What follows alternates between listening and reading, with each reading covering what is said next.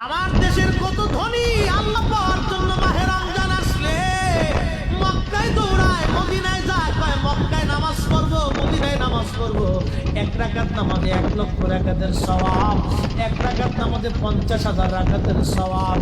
ওমরা করে মক্কায় কাটায় সময়, মদিনায় কাটায়। মক্কায় কোরআন খতম দিতে চায়, মদিনায় কোরআন খতম দিতে চায়। সওয়াব মাহে রমজানে অগণিত সওয়াবের আশায় এই ব্যক্তিগুলি আল্লাহর ঘরে হাজিরা দেয়। কিন্তু বাড়ির পাশে গ্রামের কত গরিব মানুষ টাকার অভাবে ভালো ইফতার করতে পারে না, টাকার অভাবে কত মা ভালো সেহরি করে রোজা রাখতে পারে না। এই ধনীরা এই গরিব মানুষের ঘরে খাবার না দিয়ে আল্লাহরে পাওয়ার জন্য মক্কা মদিনায় দৌড়ায়। আল্লাহ ডাক দেখো বান্দা, একবার বুঝে দেখ, কায়দা মতো জুতা দিয়ে পিটাবো, আমার বান্দারা না খায় ইফতার করবে। আর তুই আল্লাহ পাওয়ার জন্য মক্কায় আইসো, এমন আল্লাহ আমি ধরা দেব না।